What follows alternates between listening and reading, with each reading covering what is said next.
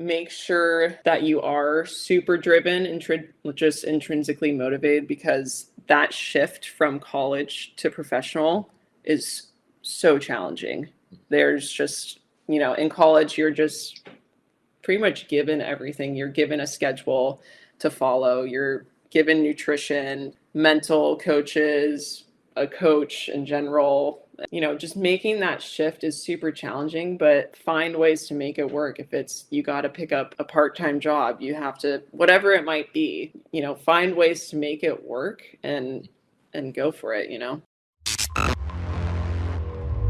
What's up, everybody? Welcome to the Better at Beach Volleyball podcast. My name is Mark Burik, and today we have a very special guest, Allie Wheeler, who is a longtime volleyball pro. She's got, as far as I know, she's got 3 FIVB medals under her belt. AVP high finish of a 5th. She's been playing on tour for quite a bit, and she is a fellow entrepreneur, has a company called AW Recruiting, Allie Wheeler Recruiting, where she helps volleyball players, both indoor and beach, find a home in some colleges. And she's going to tell us all about that and more, and we're going to learn a lot from her volleyball path.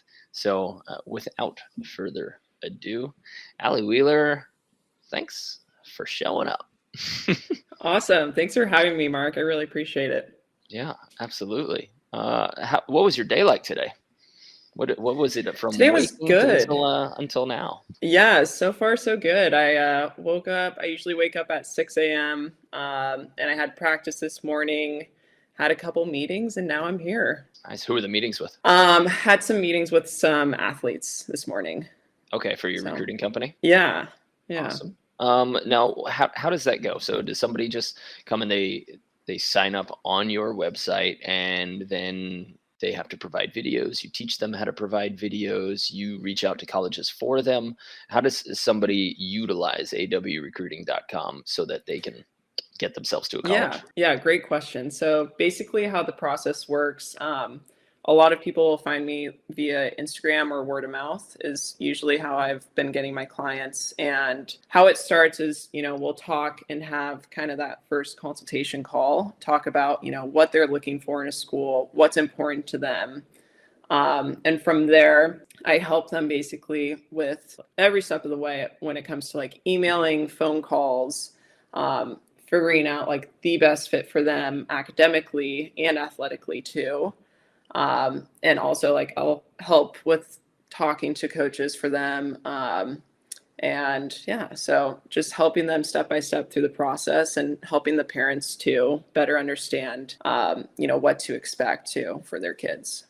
What do you think, before we kind of get into the flow of our regular questions, what do you think the biggest misconception that parents and students have is? And then number 2, the biggest problem, what are you really discussing with them the most? It's a great question. I think a lot of it is just a big learning curve for kids and parents. For the kids, it's just learning it's pretty much like learning these skills that you will then later have to learn in college and after school as well. Just like simple, writing an email, like best way to do that. And the best way to market yourself to these coaches as well. And the best way, to just like make a phone call. How are you supposed to be communicating with these coaches? So it's not only just like recruiting process, but teaching these kids life skills as well.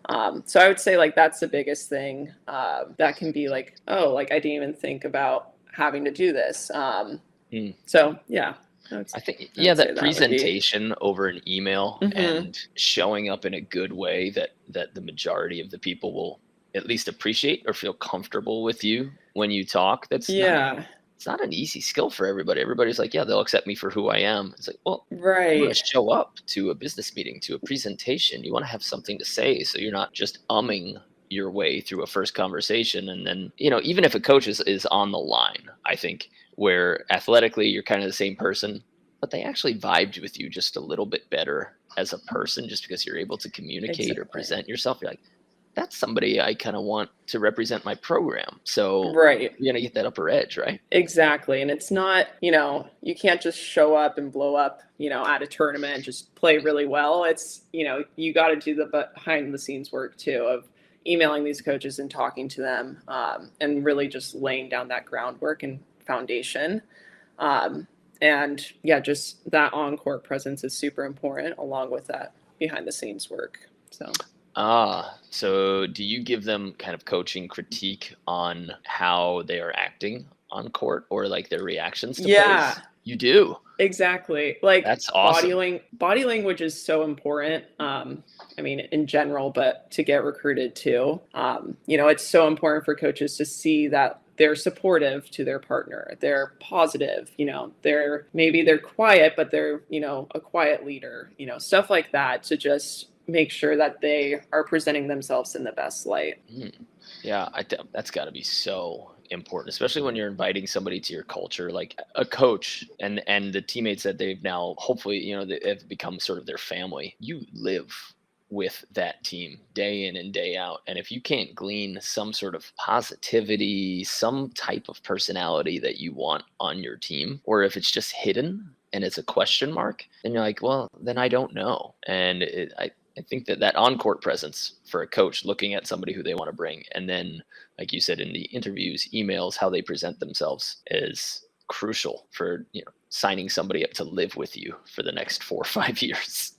Essentially. Exactly. Yeah, because that team just becomes your family. And, obviously it's important to be athletic and good volleyball player with good skills, but there's just so many other factors that a lot of kids just don't even think about. And it's funny, we little personal anecdote, we had a guy, Brandon McLaughlin, on our college team, and he had Huntington Beach had the ultimate slow California trailing off at the end type, like, well, this was a good practice. Like, didn't smoke it like ever in his life. It's like no drugs, barely any drinking. And he just had that like California slang talk, not slang, but a slur trail off. And then we called it public speaking Brandon, because as soon as he was in front of a group of people, or you saw him write, like you see any of his emails that he sent to Fred, he was a complete another person. He knew how to like show himself off in front of groups and how to speak loud and clearly and assertively. And in his writing, fantastic writer. And when you take a look at the emails that he sent to our coach versus how he actually talked to us and hung out, it was completely different, like unexpected. Just night and day different. Yeah. That's so funny. But like, hey, this guy's like smart. He knows how to present himself. So he's somebody that I want to represent my program, and right. Presentation versus who you really are. You can be careful and you can be purposeful, I think, with both of them. Yeah. Purposeful is a good way to put it for sure. Yeah. Agreed. Cool. Well, I want to get back into that recruiting talk, but first let's go back to the beginning. And I just want to hear when and why you started playing beach volleyball, and if indoor came before it, if there was a mix of those two, and just gonna tell your origin story. Yeah, so I started playing indoor when I was about 9 years old, and I know, a long time. And I was playing a bunch of different sports, from soccer to cross country to ski racing too. Just was basically thrown into everything.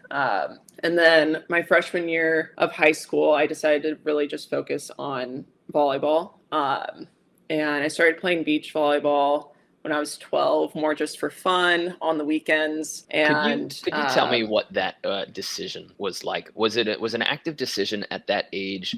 Was there an adult or coach influence that you can pinpoint that made you say focus that early? Because I didn't focus on volleyball, I think, until I was 19, Yeah. So and there was a lot of different ebbs and flows around there. So what was that like as a 12, 13-year-old to say, I know, I'm focusing on this sport? I think for me, I just really liked the concept of volleyball in general. I liked how technical it was. I was just such a technical player.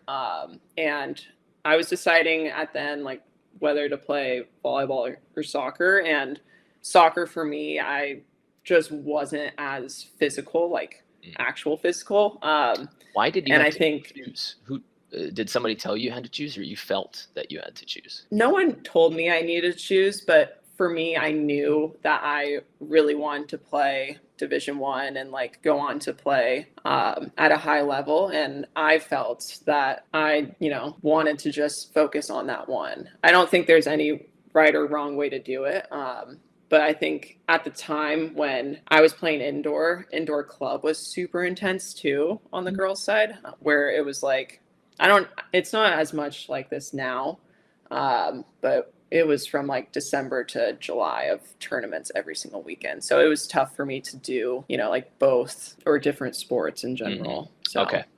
Okay. So you were heavy in that club scene. That for me, yeah, the club scene was didn't gnarly. exist for me, so Yeah. it was like, wasn't an issue. It was just what sport I was going to go out and play that weekend, for fun. Right. Yeah. Like, honestly, I wish I could have played more sports in high school.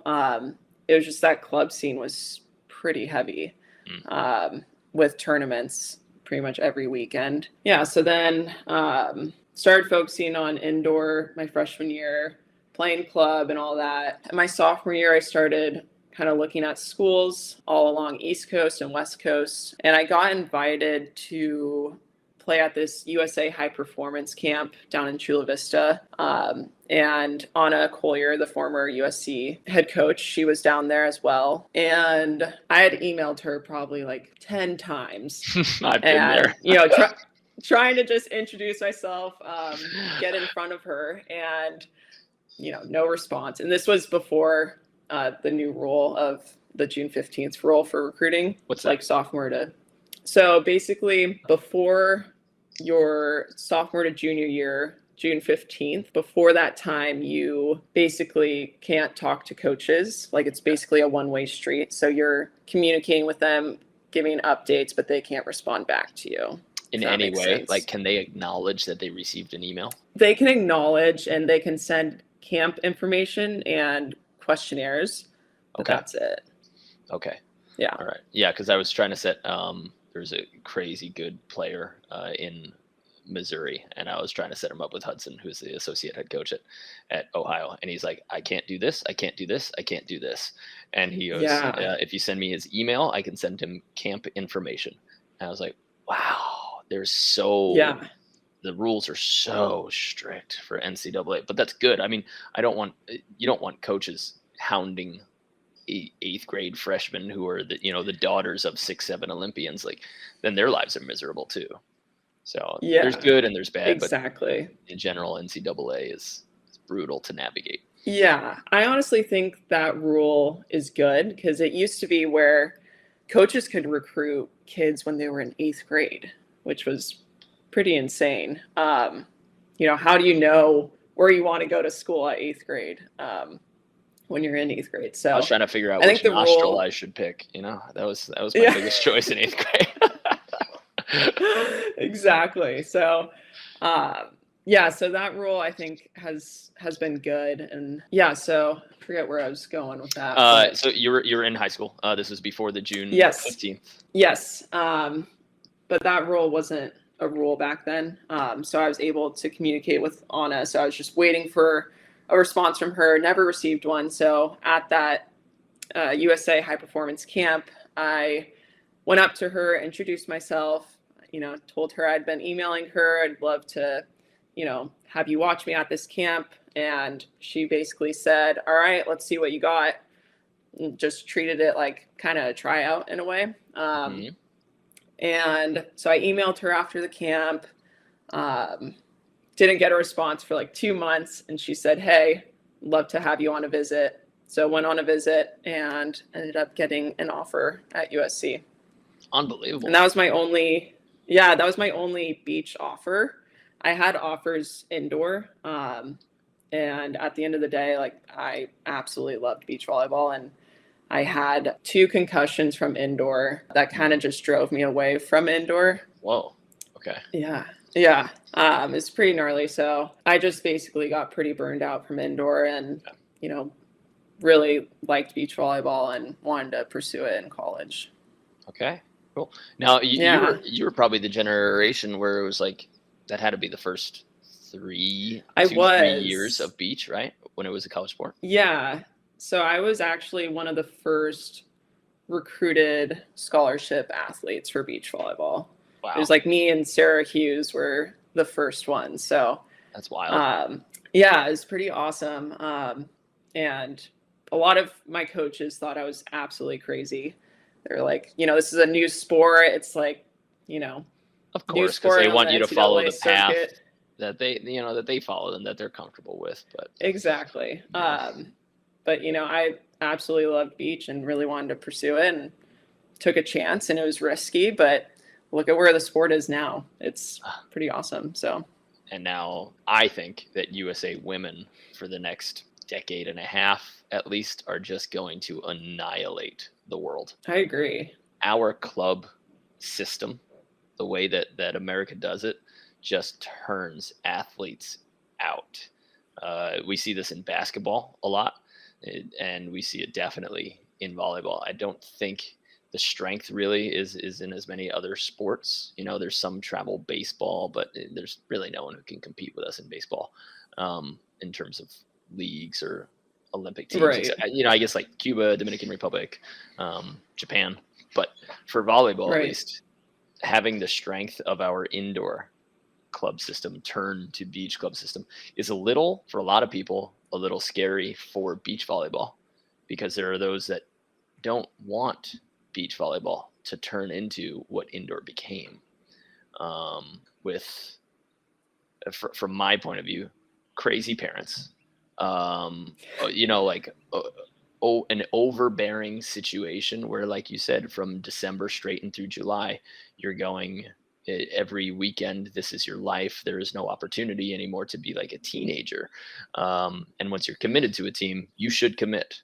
I'm a full believer in that. Finish the season. Whatever you do, you finish the season, and then you reassess in the off season. Like, you made a promise to your coaches and your teammates, so you should be there for them. I think it's an intense route, and I think if you love it, it's awesome for you. But if you're on the Right. fence, that's where it's different. And I imagine people like who are coming to you probably make the same. Hopefully, they're going through the same thought process when they talk about maybe Division 1, Division 2, NAIA, D3. Do you want this to consume your life? Do you want volleyball to be everything for you? Or do you enjoy it and you have lots of other endeavors that you're interested in? So what do you tell Exactly. to the people that might be on the fence of how much they love the game? Yeah, that's a great question.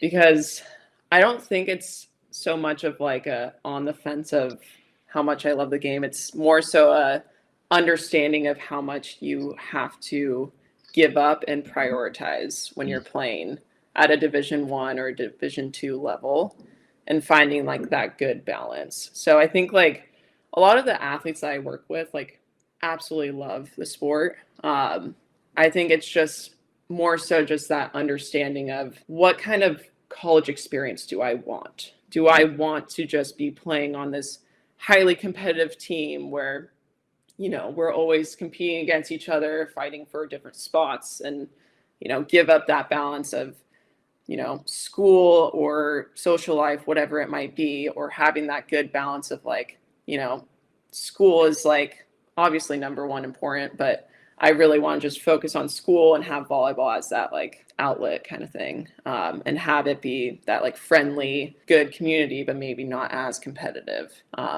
Do you have So I would say that's do you have any questions that you try to source that answer from? Like, do you ask your players, hey, how much do you look forward to off season? To when it's not club yeah. season, and then you say, Oh like, if you're yeah. miserable in the off season because there's no volleyball, you're like, you're probably maybe a candidate, at least emotionally wise, for D1. Or if they love off season, you're like, cool, let's maybe move Yeah. you away from the full-time job that is D1. Do you Oh, go through that? definitely. Yeah. Yeah, and I ask them tough questions too about, what really do they want to prioritize? Because this decision that they make is basically the most important decision that they'll make up to date, of, really what they want their college experience to look like. So yeah, definitely ask those tough questions and make sure that we're all on the same page, like their family too, and themselves and me too. Cool. For me, I always try to, it is an important decision, and it weighed on me tremendously. And going and doing that, like I went to my first college, I went there to play football. And when I left that, it was to play volleyball. So the decision of which college I went to, yes, now I'm on a new branch that can lead to a whole nother branches. But I also, when I talk to kids, I also want to let them know that this decision is not the end. You know, Right. wherever you go, you can stop playing after a season, right? I don't want them to stop playing mid-season. Right. People are counting on you. So like hold yourself to your word and be there for them. But you can change. This is not the end of your life. It's an important decision. It'll affect the next year. But remember, you're going to reassess at the end of the year or midway through the year and then figure out again what you want. And there's always that choice of you can continue on the same road. People think that when you're on one road, there's no choice. The choice is continuing or turning off of that road, you know, and you have that every single day. And I wish more kids could understand that at that time. Yeah. When you feel I like agree. A chest full of air and you can't breathe because you think this decision is going to be everything for you and everybody who's looking at you. That's a tough time for kids. Totally. And one thing that I always tell my kids is that you want to choose the school for the school. Like, let's say you like pray to God this doesn't happen, but what if you get injured like first practice and you're out? You can't play volleyball. Like, are you going to like the school as is? You know, like I always tell my kids, like, you need to just make sure you love the school for the school. In the case that, you know, maybe you do change paths and don't want to play volleyball anymore. So, well, I do want to hear how you went from USC to playing pro. What was that process like? It was good. So I actually went from USC to Cal Poly San Luis Obispo to get my MBA. So I was there for 2 years, and what was your master's? Was also the business administration. Awesome, good choice. I wish. Yeah. Oh God, yeah. I wish I had any education. Yeah. So went there for 2 years, and then coached there as well as the assistant coach there for the beach team with Todd Rogers, and that was an incredible experience. Learned so much from him. Yeah, it was epic. So I was doing that while playing, which was honestly really tough. Just commuting down to LA a lot for practices and finding partners and whatnot. So it was challenging, made it work. And then after those 2 years, I moved down to Hermosa in 2019 and have been here ever since. Nice. Yeah. And who are we playing with this year? What's the plan? What's the roadmap? I know you had a back injury for the last little while, so you got knocked out. Yeah. So coming back from that, still trying it out right now. Have some things in the works though that I'm really excited about. So. Oh, all right. Yeah. Not divulging ever. Leave you on a cliffhanger. All right. Cool. You know, I do want to talk to you because I know that you see a lot of players who are talking so much about potential, where they are, what they're going to be, and you see this because you've played pro, because you've played at a high level in college. So what do you think, and as a recruiter, what do you think are the two most important attributes? And they can be mental or physical, but the two most important attributes of a successful player, a beach player. Okay. Are you saying just in general, successful beach player? Mm-hmm. Okay. I would say number one thing is mentally tough, having that confidence in yourself, especially in tight situations, just being fully mentally tough. And I would say second thing is driven, because it's such kind of like an individual sport in a way where you have the freedom to set up your own practices, your own schedule, your own weightlifting. Like you have to be so intrinsically motivated to be the best version of yourself. So I would say those are the two most important things. There's so many others, but if I were to choose those off the bat. Yeah, I think driven can be one of those every field exercises. Like, hey, do you want to be excellent, you have to do more than everybody else is doing. There's always a bell curve for Exactly. every industry, for every job. People think like lawyer is a prestigious job, like doctor is a prestigious job. Guess what? There's a bell curve of doctors and lawyers. There are crappy ones, and there are the average ones, and then there are the ones that go above and beyond and like continue to push themselves and drive themselves, like you were saying, to the next level of knowledge, practice, care, and effort. It's very easy to just ride in whatever you're currently doing instead of putting that extra energy into getting it going faster, better, more efficient. Exactly.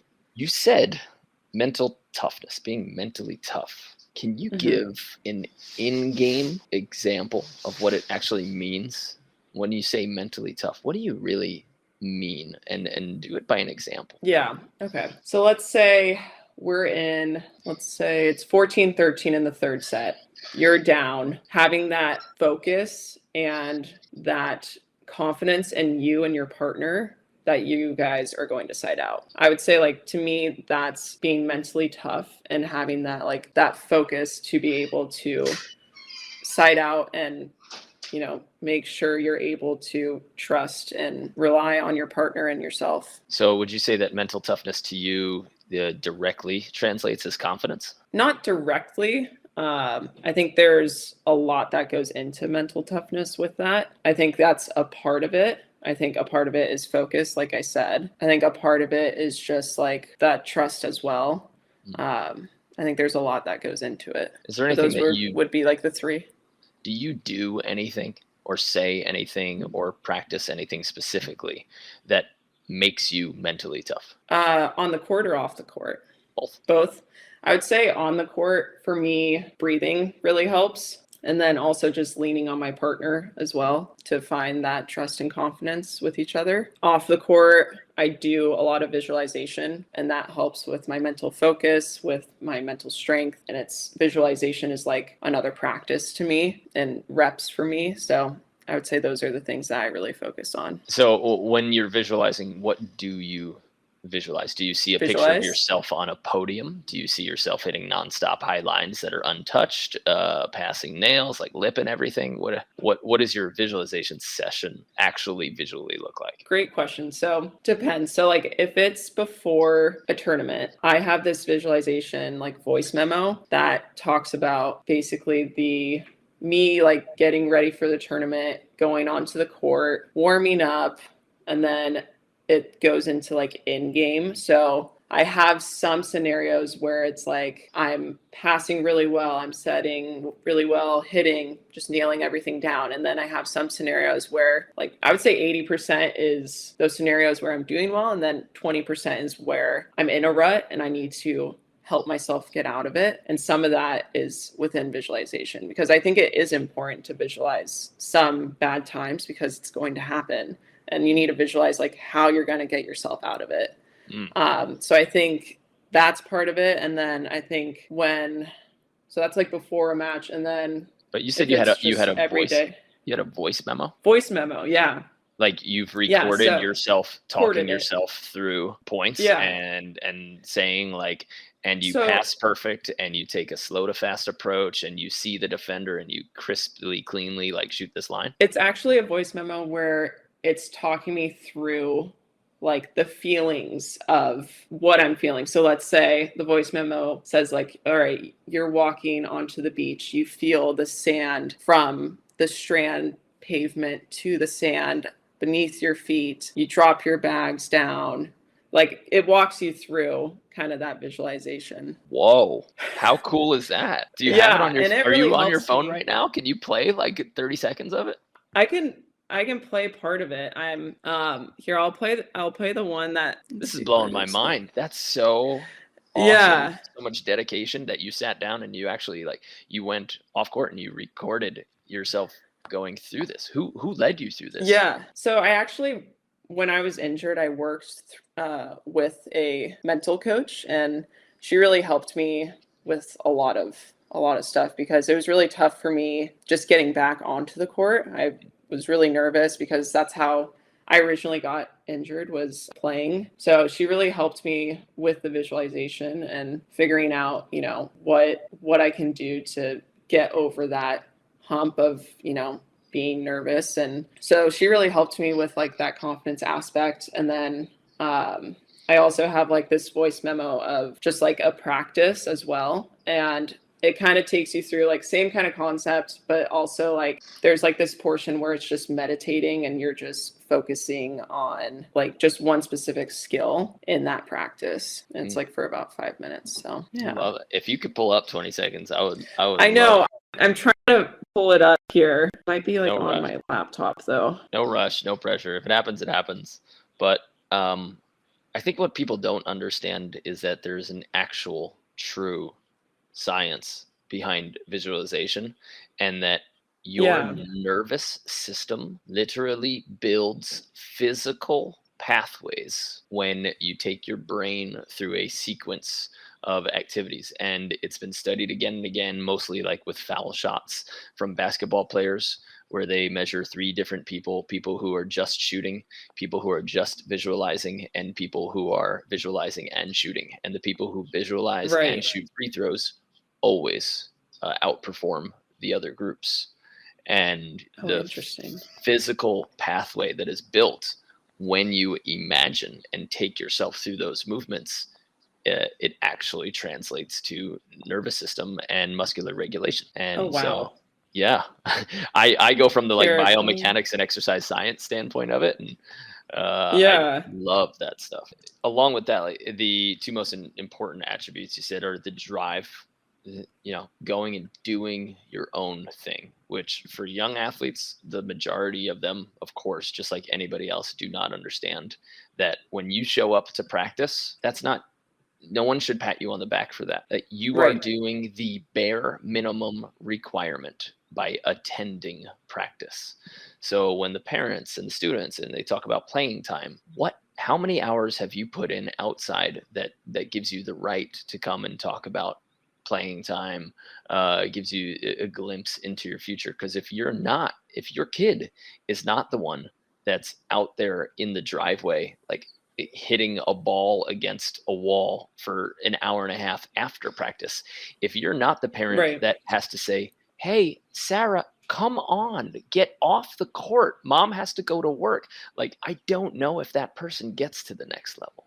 The person who's out there is the one that gets addicted to it so early, and you can't pull them away from it. So that whole kind of like bare minimum stuff where people just show up to practice and they say like, why aren't I at a certain level? Because you're only you're doing less or just the same as the average, So people need to understand that driven part and what it actually means. If you're not improving faster than the people around you, hey, how many extra hours have you put in compared to them? And there's a quote on this, like, talent only gets you so far, but effort is what really gets you to the top. And I think especially with practice, right? It's beyond practice. It's beyond. Yeah. You can't just say I work hard at practice. No kidding. Yeah, exactly. And I think a lot of kids in high school too, it's like everything's kind of just done for them in terms of practices and schedules and all that. But yeah, it's so important for them to just like go that extra mile of putting in that effort. Yeah, 100%. All right. Well, aside from like the mental game and pushing and being driven, which I can't give enough credo to, but what skill for you, like what volleyball technique was the hardest for you to learn, or that you have the most struggles with, or that keeps coming back like a monster in your closet? I would honestly say right now it's passing.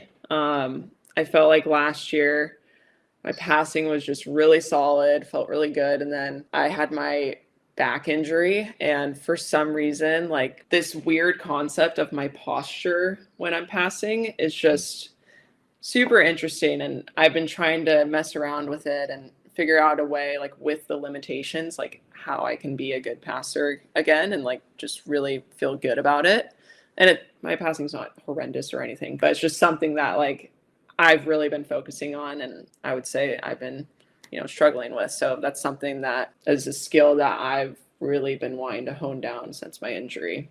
Is it because you're so consciously feeling stiff, like you don't want to move your torso freely? Like the twists and the dips Yeah, that happen with passing. it's the like disassociation from your torso and legs, I think. And like this movement, and going forward as well. So I would say like having that disassociation is the part that I'm still like training my body to do. To get back to being comfortable with. Yeah, where it used to be Exactly. Yeah. unconscious, right? It used to be like, Yeah. of course I can sit in my chair and wiggle my upper body and do whatever I want. But now it's like from the Exactly. top of your knees all the way to your armpits, you're like want them to move together because you don't want that feeling of being near paralyzed again, from your back. Right. Exactly. So it's just that's something that I've just been messing around with. And honestly, it's been kind of fun just being able to just like retrain my body to do certain things in a way. So yeah, it's been a journey with that. Are there any things that you thought, I guess you never assumed that you would like be uncomfortable twisting or bending over, right? But are you discovering anything about passing that you paid zero attention to before?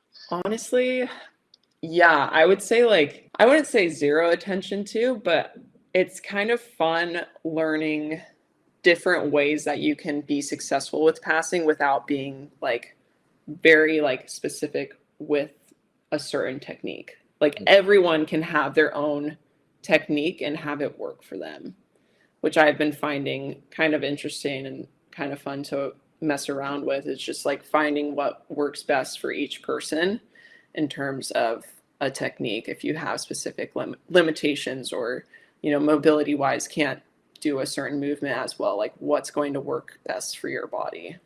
When you were first starting, like pre-injury, did you have any fears or worries? What were your biggest concerns walking into a game or practice as you were trying to grow your game and get to the next level? When you're thinking about going pro, you're thinking about your first AVP. What were the biggest fears when you were stepping up to that level of tournament?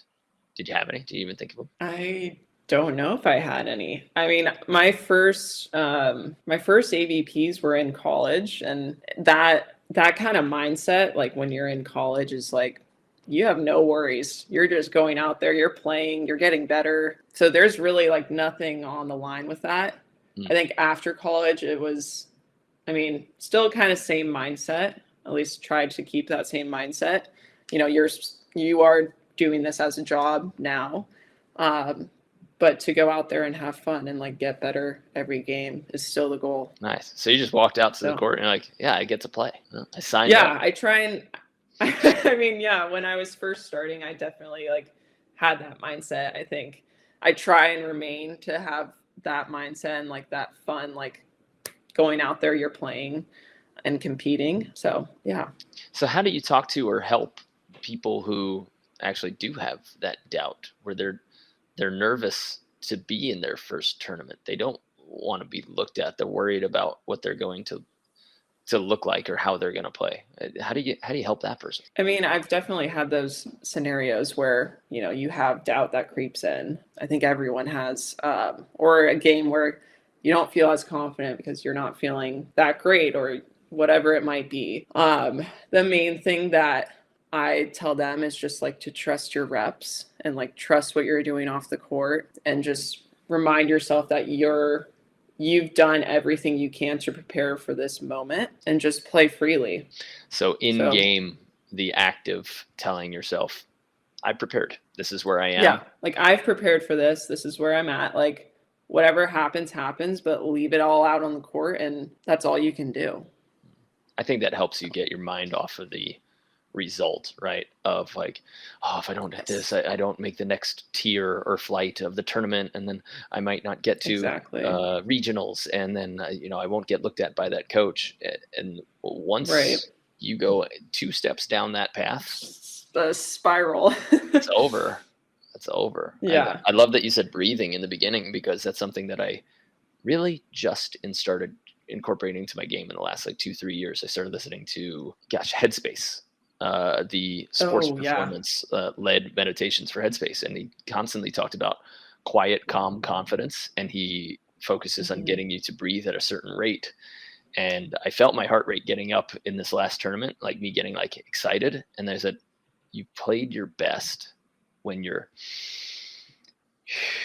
like when you slow your heart rate down and you say, and you stop thinking about, because when you're getting excited, it means that you're probably thinking about what's about to happen. Exactly. Yeah. And then you're in the wrong spot already, instead of, right.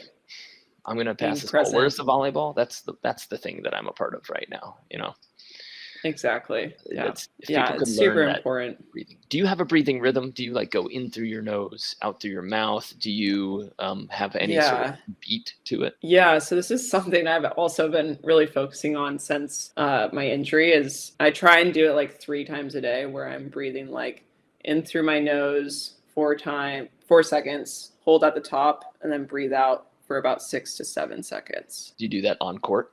Well, I guess there have I try and do it on court. Courts, but yeah, I try and do it on court because that's what really helps, I think. Just like calm yourself down, and just get yourself settled and like in the moment and present. I think that's something that's helped a lot for sure. And it doesn't only help when you're in trouble. It helps when you're too fired up. Like in my case, occasionally I'll get too fired up. And it's a time to slow myself down, get myself back to a normal regulation. And then if I'm getting too upset, it's like, you can't get too mad either. So it works on both ends, I think, to, again, regulate the heart rate. It's not to slow down your heart rate. It's regulate your heart rate, which means a great way to put it. Yeah. Yeah. Could wake you up, or it could slow you down, I guess.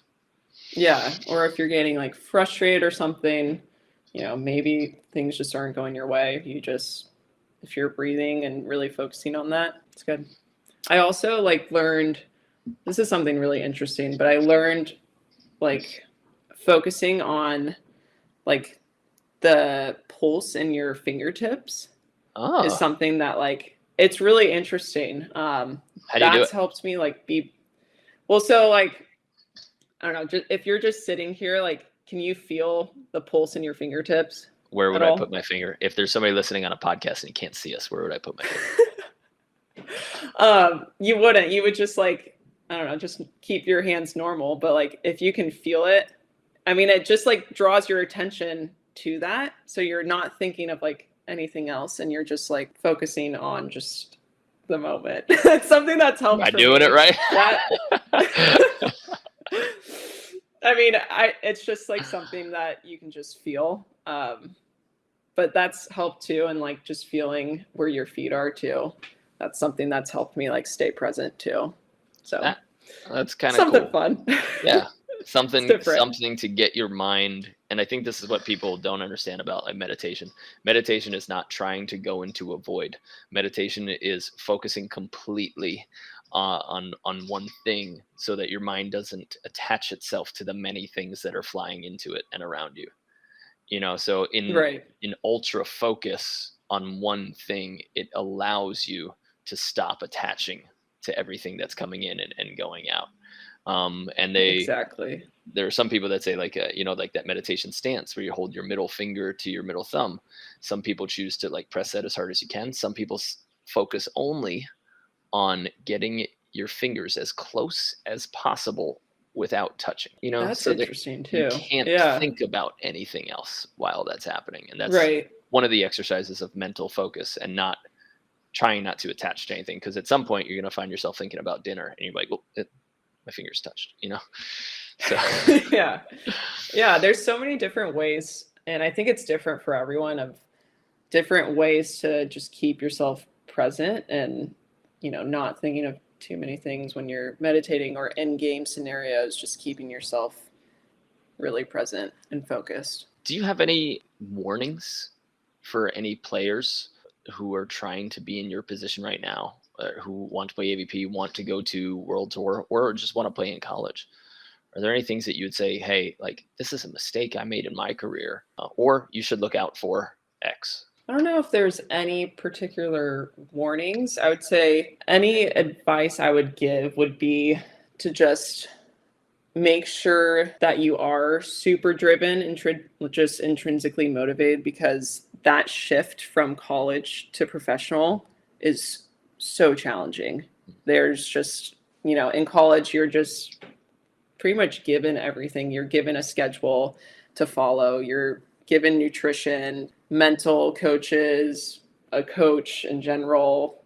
You're just given everything. Just a coach. Like that's like probably just 80% of your battle as going pro is like, how do I actively go out and recruit a coach to coach me when I was given coaches my whole life?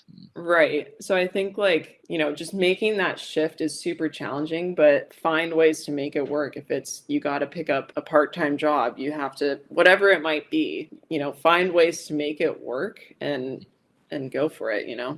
Okay. I like those. Those are good answers. I do want to know, aside from the passing, let's go like pre-injury again.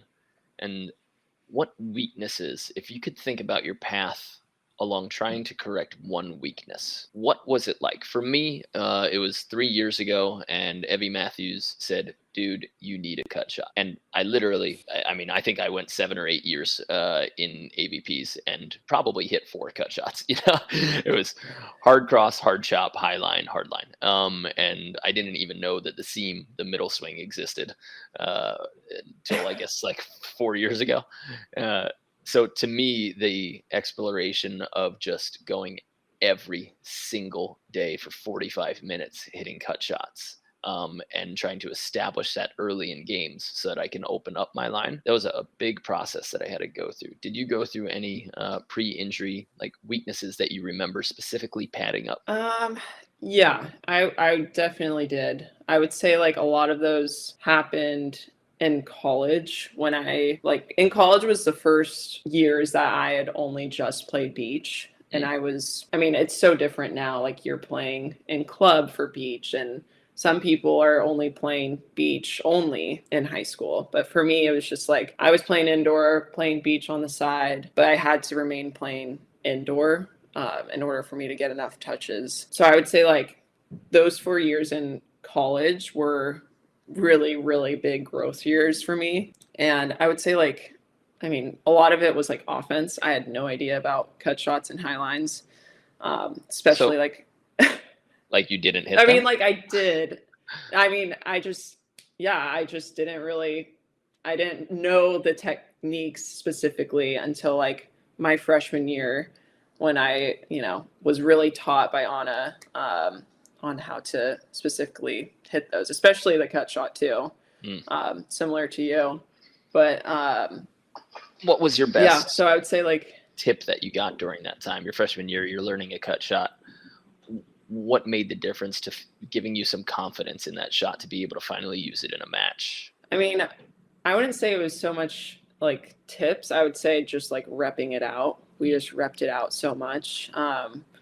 And for me, like the way I gain confidence is through repetition. And so I would say we just repped it out so much that it was just ingrained in my head. And Anna was such an amazing coach that she would just say over and over again, like, got to get that thumb down or got to keep, pinky down, whichever side I was on. But she always called it like a shot hit. Like it's not a shot, but it's not a hit. I love that. So she called it a shit, and it was pretty funny, and it's always stuck with me. And that's it. It's not a curse. That's an abbreviation. Yeah, exactly. So I like that. It's funny.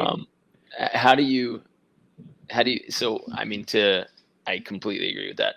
That the cut shot, I think so many players think about it as this arky, spinny, loopy thing that falls prettily and daintily close to the net.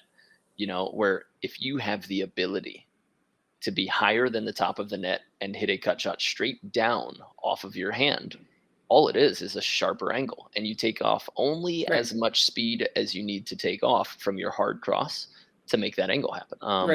So that shot hit is a really good piece of feedback, and you can definitely hit that when you're wide on the court. And I think a lot of people try to hit it with the same pace when they're like in the middle of the court, and you have to take so much more off of the ball once you're in the middle, and people can feel that out. But and So that was the biggest feedback that you got, was hitting quicker, Yeah. faster, more down. Yeah, I would say just like keeping like, I mean, the biggest part of it is just keeping your approach the same. You want it to look the same.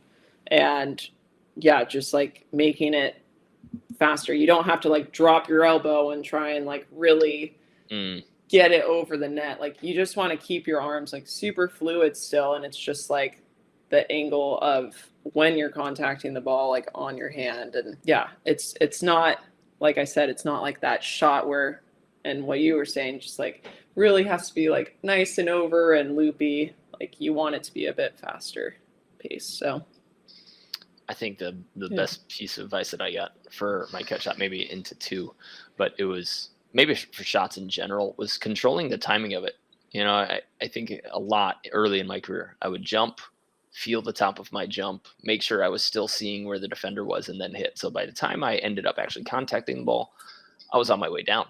I was lower, you know, and that most defenders, they find that rhythm where they try to match their foot stomp or their split step to the contact of your jump.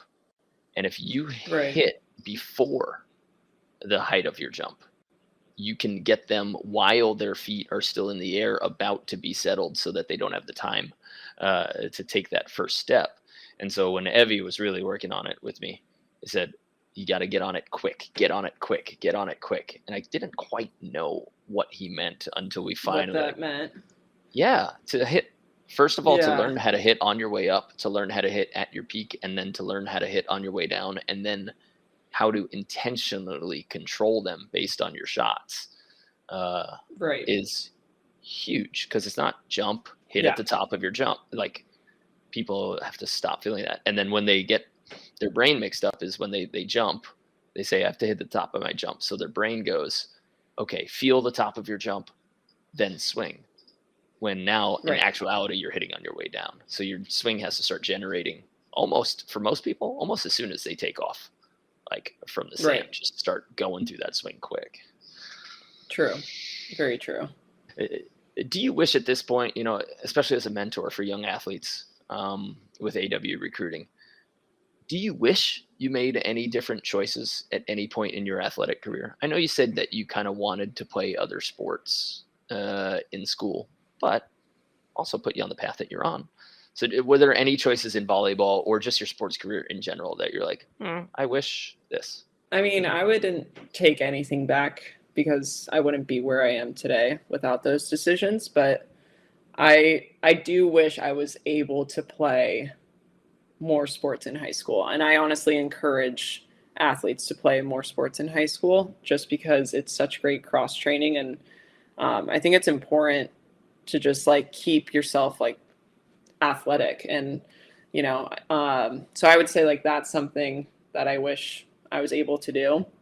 I think it was just really tough with indoor though, and had to make those decisions. But I think now, like if you're playing beach only and you have, you know, your club practices, I think it's manageable to, you know, play multiple sports in high school for sure. Yeah, at least be open to it, you know, 1 or 2 years. Yeah. I know that that's a crucial time for college recruitment for everybody, but I don't know. And also maybe it's very, very different from guys attempting to go into like a collegiate volleyball, or maybe I was just clueless during my high school period, because I was like, yeah, I can play volleyball and in 2 years get on a college team. Or there are a lot of tough decisions at that time that I don't envy the emotional state that a lot of the young kids go through. I just wish that you could make it clear to them that this isn't the end. This does not determine where you end up. This just determines where you go next. Right. You know? And if they could hear that and understand it. Yeah. And that's the part that, I mean, kids get so stressed out over making these decisions, because it is a very tough decision at that age. And it's so important. Like when I'm communicating to them, like it's not an end all be all. You know, it's not the end of the world.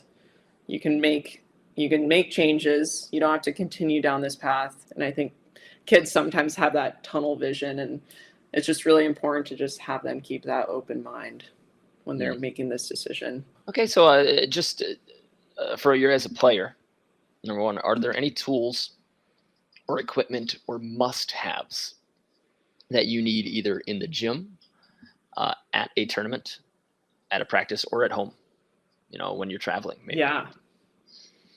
Oh gosh, there's so many. I would say we're diving into your gym bag right now.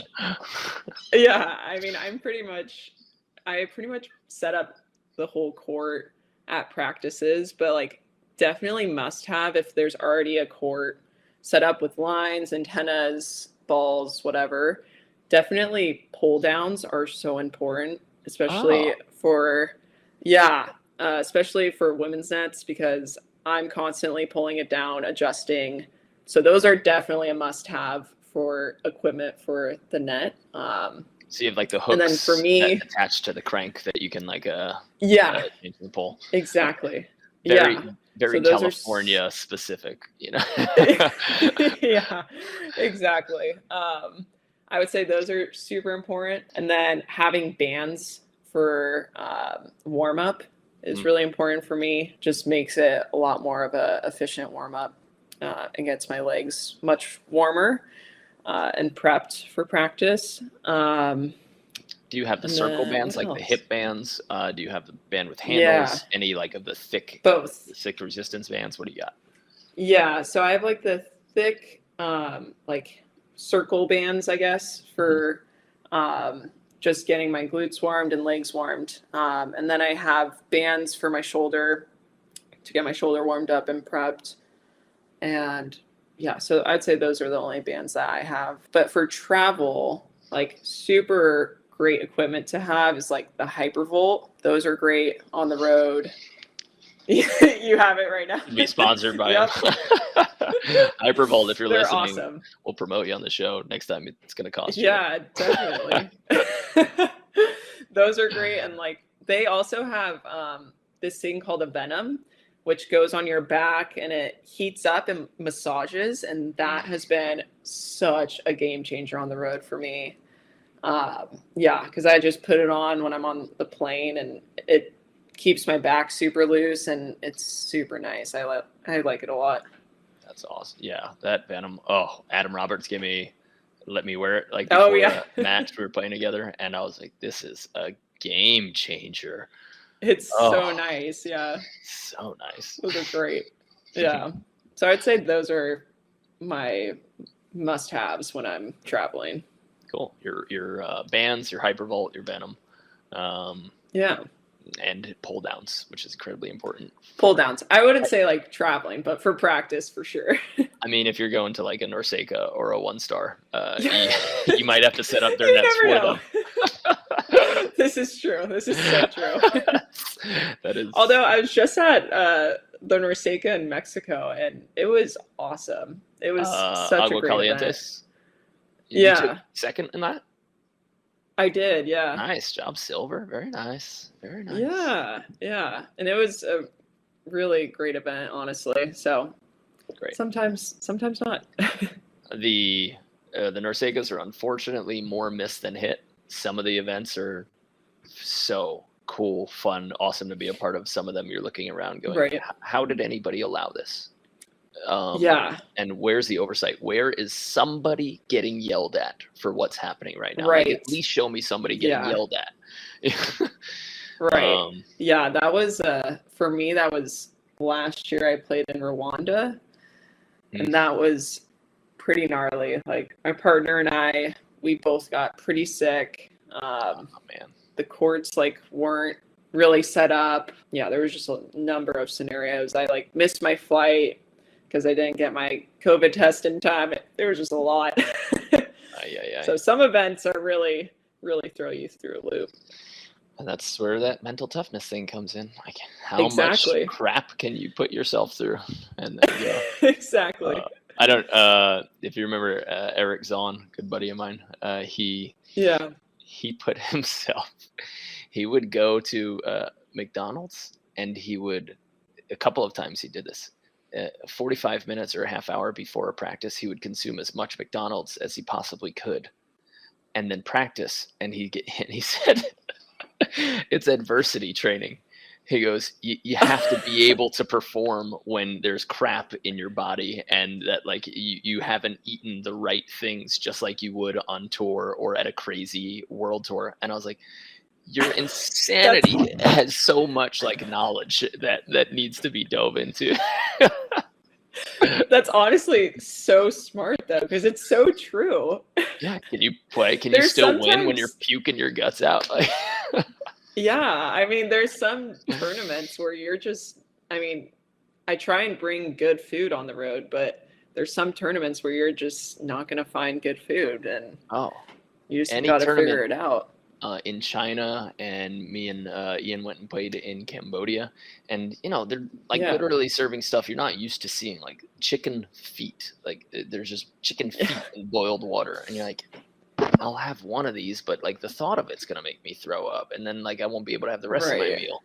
And so you have to learn how to pack your own food, and then you have to learn how to just like let that stuff go. And instead of being on the court and saying, oh, well, I ate crap. Oh, well, I didn't do this. Oh, well, guess what? It's time to win now. So whatever is in your body, whatever's going on with it. Like I saw Jake Gibb take over a semifinal match, literally like doing a 2-step walk in between side switches where he would just absolutely house the guys he was playing with. I think it was Billy Allen and Stafford Slate. But we get like 3 blocks in a row. Wouldn't pick his head up, wouldn't look at anybody, stepped under the net and turned the other way and just waited like tired for the next point to start. And that's a guy who's world champion, right? Somebody who can put their body through whatever it needs to go through. And at the moment when they have to win, no matter how they're feeling, what happened to them before, what they ate, you get it done in that moment. And then you recover afterwards. So, yeah, so that's a great example. Big advice to all your recruits. For sure. Make sure you guys, tell that to your recruits. Hey, at least once this week. Go get yourself some Jack in the Box. Yeah, there you go. All right. Well, are there any? I do want you to for sure talk about your company, but before we get to that last little part, are there any projects other than your recruiting company that you're currently working on outside of beach volleyball, or any interests or passions that you're pursuing right now? Outside of beach volleyball, my business, honestly, I've been pretty busy with those two. Other passions of mine, I mean, I just love being outside and, hiking and doing all that. So I would say those are other passions of mine. But right now I've just been so busy about it. But luckily, like those two things are my passions. So, I mean, it's been awesome. I feel you. Yeah. And that's trying to run a business and play volleyball at the same time is another level of busy. And then, then relationships, then any other endeavors you might even attempt to think about pursuing. It's like, where's this going to fit in? If you're playing as a professional athlete, that your day should be, an hour and a half to 2 hours in the gym, a 2-hour practice, which should literally take like 3.5 hours because of travel, setup, some like mental tests or mental training before and after, some journaling. If you're doing it for real, it's a full-time job. Unfortunately, it doesn't always pay that way. So you gotta make it work. And it's cool that I think you and me both have found jobs and found a situation where we still get to hang out around the sport that we love and make it easier for other people, Exactly. Yeah. So just talk to us, give us a, 2-3 minute summary of what AW recruiting is, how somebody signs up, and when they should come and find you. Definitely. So just a little background on it. I started it in 2020 when COVID hit, everything was shut down. And it was something that I was super passionate about. I had seen, the college game as a player and a coach, and it was something I was super passionate about, helping young kids, further their education and be able to play in college and chase their dreams. Is something that I was really passionate about and wanted to help these kids, have that guidance to be able to play at that next level. If, you know, sometimes parents are able to like help them, but it's a really, really tough process. And I wanted to be their mentor to guide them through it and through the ups and downs of it. So I would say, like, if you're a freshman or sophomore out there or junior and want to get recruited, like, come and find me. My Instagram's AW Recruits. You can slide into the DMs or whatever you want to do. But yeah, doors always open, and I'm more than happy to do any consultation calls. That's awesome. Yeah, I would also say that, you know, people think that, just as a side note, like an example of calling a lawyer, just because you call them doesn't mean they're immediately going to start charging you. You don't have to be ready at that moment to like spend your money. If you just have questions about recruiting and you're just trying to get them answered, at least reach out to Allie. That doesn't mean by texting her that like you're going to be spending all this money and that you're definitely going down the recruiting trail. But at least get some easy questions answered, because as somebody who's been through it, she is going to save you the 3, 4, 5, 6 hours of Googling and looking at a bunch of different sites and blogs with a 10-second answer. And that's why you hire experts, because they get you the answers faster so that you don't have to invest all of your time and energy into finding them. Can you figure it out on your own? Yes. Is it going to take you literally 15 times as long and be that much more expensive? Yes. So go to an expert, somebody who knows what they're doing, and go to AW Recruits and, you know, at least start asking the questions so that if you decide it's time to work with Allie, she's there. Then it's an easy step if you need it. Exactly. No harm. I'm always open to questions. So cool. Well, Allie, thank you so much for your time. Appreciate it. It's nice talking to you. Yeah. No, thank you so much, Mark. I really appreciate it. It's fun talking to you. Yeah, definitely. Let's have you on again. Yeah, I'm down. We'll get more into it. Yeah, and I want to like maybe we could run a little like Q&A if I can shoot out to the email list. And you know what, guys, if you're at home and you're watching and you're a parent or a kid who is talking about recruiting, go ahead in the comments wherever you're seeing this on podcast, on YouTube, on our Instagram, and throw into the comments any recruiting questions that you have. We'll make sure and we'll tag Allie, and she can just jump in there and she can just start answering that. But if you have more recruiting questions and you want to see more of this, go ahead, chuck it into the comments, and then we can start the conversation that way. And then maybe we'll discover 50 new questions to give you an interview for, and we can help grow your business and help some people find some easier answers. I love it. That sounds great. Nice. All right. Cool. Perfect. Well, Allie, good luck this season. Looking forward to seeing you kick some butt. Thank you. Heal up that foot. Yeah, I will. All right, girl. I'll see you on the sand. Thank you, Mark. Sounds good. Bye.